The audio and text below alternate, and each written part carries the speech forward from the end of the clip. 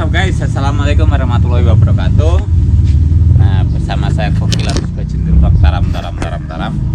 Oke ya, jadi di kesempatan video pagi ini aku ada di tandon ikan. Nah, di tandon ikan. Nah, ini guys. Nah, oke ya lur. Jadi di kesempatan video pagi ini saya mau mengapa ya guys ya, sebentar akan membuat suatu video perihal dan perihal. Nah, oke guys, sebentar tonton sih ya. Oke guys. Nah, oke, jadi aku merespon itu ya guys ya, merespon komentar teman-teman. Ora masuk bro, modalnya kakean, gak sesuai hasilnya. Nah oke, saya respon dengan positive thinking. Saya respon dengan nilai-nilai pemanfaatan ya guys ya. Oke, jadi begini ya, saya melakukan usaha tersebut, usaha pemancingan ini ya. Sama lihat di sini di piling ini ya tampilannya. Saya melakukan usaha pemancingan tersebut itu bukan karena gerudukan, bukan karena instan langsung bikin gede, bukan. Saya melakukan usaha pemancingan ini, saya bertahap ya, bertahap. Mulai dari pertama kita penataan lahan, ya kan, penataan lahan, ya kan, kita pikirkan, terus kita buka usaha bunga hias, bunga hidup, ya kan, bunga hidup kita apa itu namanya, udah nata bunga, udah ada penjualan, udah ada omset.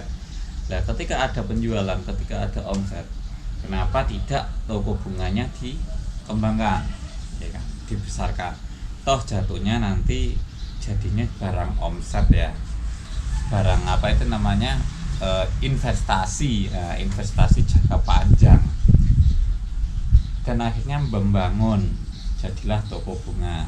Toko bunga udah mulai lancar ramai, pengembangan lagi, mau bikin bibit.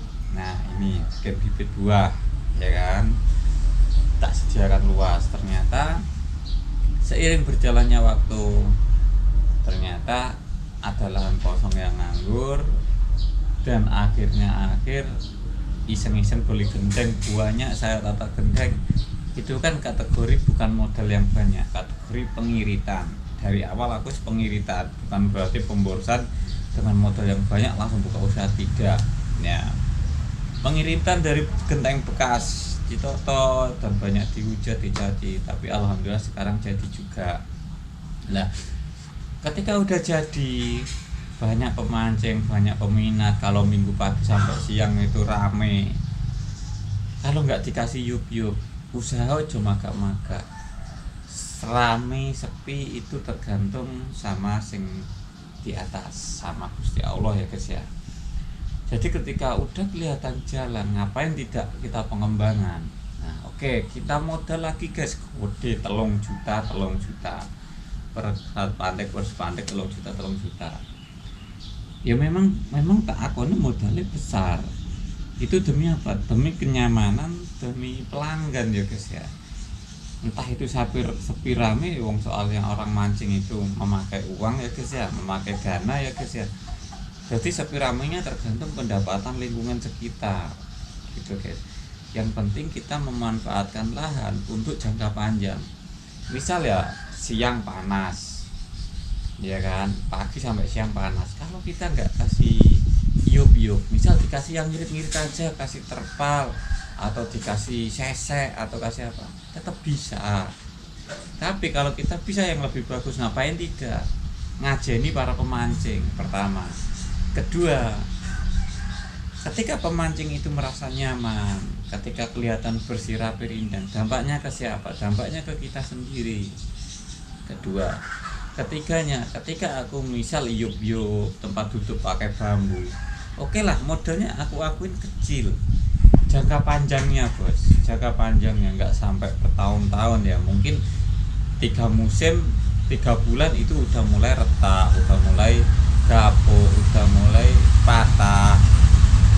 Seperti itu. Jadi gimana ya, nggak apa-apa mahal sedikit, yang penting kepuasan hati, entah itu rame dan tidak itu kita serahkan padanya ya guys ya. Yang terpenting piye carane barang sing kita beli iki awet jangka panjang, gak nutup kemungkinan ketika di desaku nanti ada tambang besar, tambang emas, atau mungkin ada sumber mata air terus dijadikan tempat wisata. Kita nggak tahu jangka panjang. Rame ini desa, rame ini tempat, kita nggak tahu. Tetapi kalau dari awal kita udah menyiapkan barang yang tepat, mosok toh sia-sia apa itu namanya, usaha kita itu sia-sia kan, nggak mungkin. Setiap ada usaha pasti ada hasil.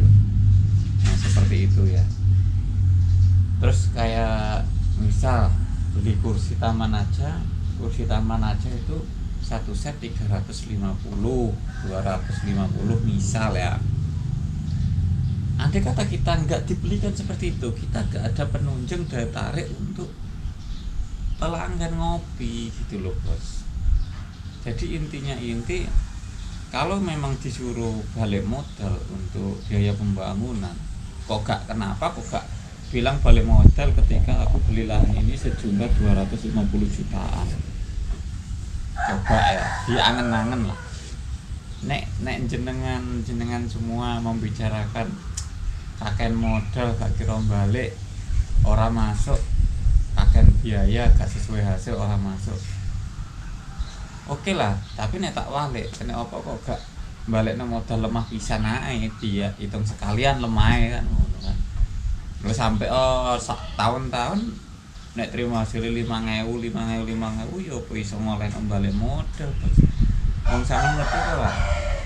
Nah, itu ya penampungan ikan coba lah kita pikir lah.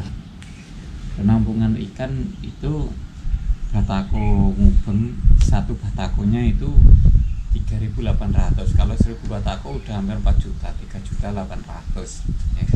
Untuk balik modal itu ya kesuwen.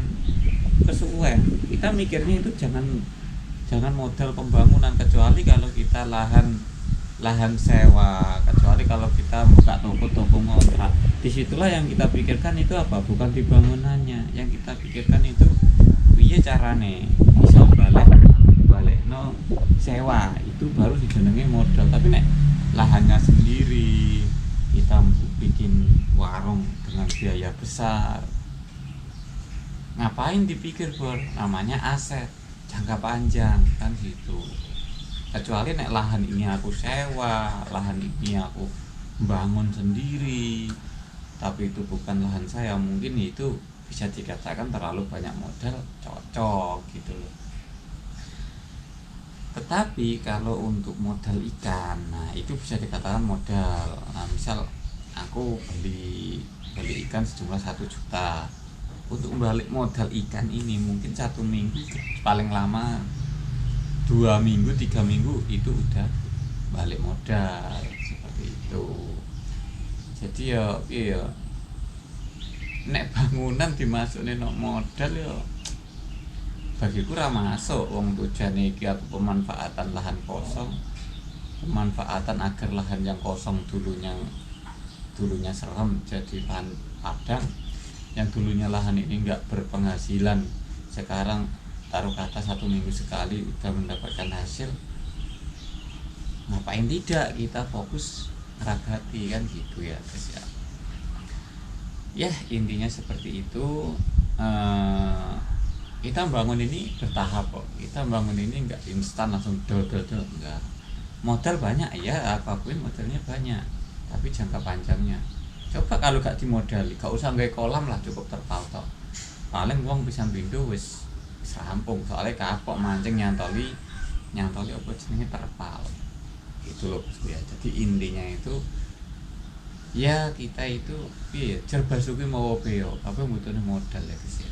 Tapi modalnya delok-delok, modal aset apa modal kayak perputar usaha. Nah modal aset balik nih, lemah barang dibalekno modal ya kesuwen itu loh bosku, jangka panjang yang kita pikirkan. Oke ya lor, mungkin gitu dulu ya, sekian dari saya. Itu gimana ya, itu menurut saya, tapi kalau menurut anda bagaimana?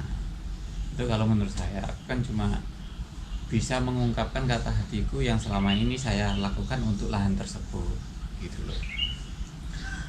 Tim biasanya enak perubahan zaman di sini dibangun rumah kan masih bagus, jadi nah ini rumah parkiran tambah usaha belakang kolam renang kan dia juga bagus, ada sekatan-sekatan sendiri. Dan ini kalau yang samping ini dibuat rumah ya masih layak lah, masih besar lah sini nih gitu loh. Berarti kan sudah tersekat gitu. Ya lor, saya bagi lagi untuk vlog. Ya wes, ada kurang lebihnya tutur kata, ada gak pasnya, masukan lewat komentar guys ya. Saya cuma